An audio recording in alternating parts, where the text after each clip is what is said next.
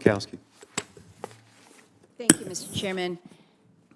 Ms. Secretary, good to see you again. I had an opportunity before our Appropriations Committee to go into some pretty significant detail on things, including starting by thanking you for your work and all the attention on Alaska. We appreciate that. I know you're coming up to the state within the next month, so again, thank you for that. We're now in the authorizing side of things, and I'd be remiss if I didn't state that once again, when we talk about energy dominance for this country, it is our extraordinary resources when they come to oil, to natural gas, to coal, to our minerals, but also to what we have abundantly, which is the wind, which is the solar.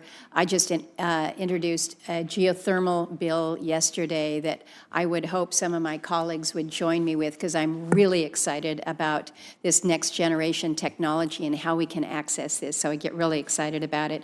But when we look at what is happening in Iran right now, we're all talking about what is going on with the price of oil. It does remind me that it was my effort, along with Senator Heitkamp, about a decade or so ago, that we were finally able to lift that oil export ban, which has allowed this country to surge up in a way that has been phenomenal, and that has actually helped to ameliorate some of what the rest of the world is seeing with these price increases. So we do good work here in this committee, and we'll continue to do so working with you.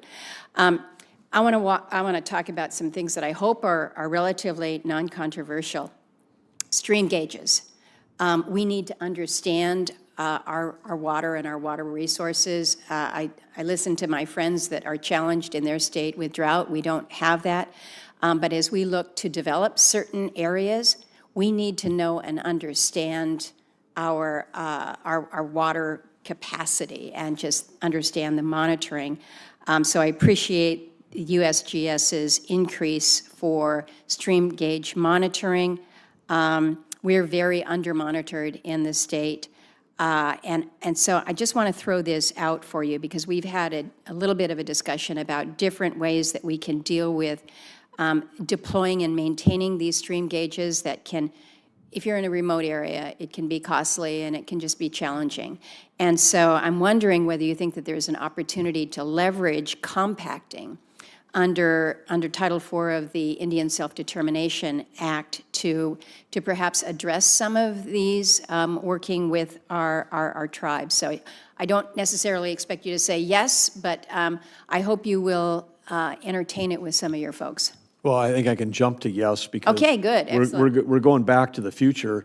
The U.S. Weather Service collected weather data around this country largely by volunteers. I mean, in our state, 40 years ago, you'd had, 100 families that were at a little weather monitoring station in their backyard. They would report it in. A lot of that, as they retired, quit doing it, their kids stopped doing it, that went away. But using that with tribal communities and remote areas, you've met Andrea Travnik, I believe, Dr. Andrea Travnik, who leads Water and Science. She was my director of water resources in the state of North Dakota. We had the same issue in North Dakota. We created a less than $1,000 per unit thing with an acronym called Presence, where we could have a solar-powered remote stream gauge with a solar panel about, a foot by a foot, that could automatically send in data. We didn't need a person with a clipboard or a canoe and all of the things you would need to actually go out and write down the information and collect it. It would just automatically report it. So, and when we added 500 of these in remote areas in North Dakota. I mean, so there's a product that we actually helped create where we could have automatically collected data that could be installed and supported by local community members, because we can't do modeling on water if we don't have data. And we are in the size of Alaska, yeah. we have so little data really in terms of what's actually happening. Well, let's explore some of these ideas, and particularly with compacting, if we can.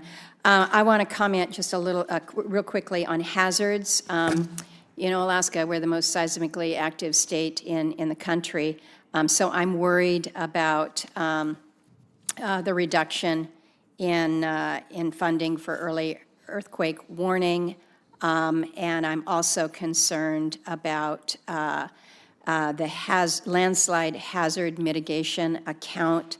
It's effectively eliminated. And Senator Cantwell has experienced deadly landslides, of course, in her state. We're just seeing them worsen. So you're going to see, certainly from an appropriations perspective, us leaning in a little bit more on these hazard accounts. So I wanted to put that in front of you. And then lastly, I asked you last week about the America 250 funding. We thought we'd taken care of that in last year's budget, $150 million for America 250, promised $50 million. They've only received 25 so far. So I don't know if you have an update on that. I notice in your written testimony, you make reference to working with Freedom 250, but I'm still concerned about this additional $25 million that was to be directed to American 250. That one, we can get back to you. Okay. We're working closely with the White House on that, and so we'll get back to you. Okay. Okay. I'm just, as a member of the commission, I know that there are others who are anxious for some kind of an answer on that. Yep. Thank you, Mr. Chairman. Senator Lisa Murkowski praised the Interior Secretary for his attention to Alaska and highlighted the state's major role in America's energy strategy, pointing to its oil, gas, minerals, wind, solar, and geothermal resources. She also referenced her past bipartisan effort to lift the U.S. oil export ban, saying it helped strengthen U.S. energy production during global market instability. The discussion then focused on Alaska's lack of water monitoring infrastructure. Murkowski raised concerns about the difficulty of maintaining stream gauges in remote areas and suggested partnering with tribal communities through self-determination compacts. The Secretary agreed, describing how North Dakota successfully deployed low-cost solar-powered stream gauges that automatically transmit data from remote locations. Murkowski also warned against cuts to earthquake early warning systems and landslide hazard mitigation funding, stressing Alaska's vulnerability as the nation's most seismically active state. She concluded by pressing for answers on delayed America 250 funding, with the Secretary promising a follow-up after coordination with the White House.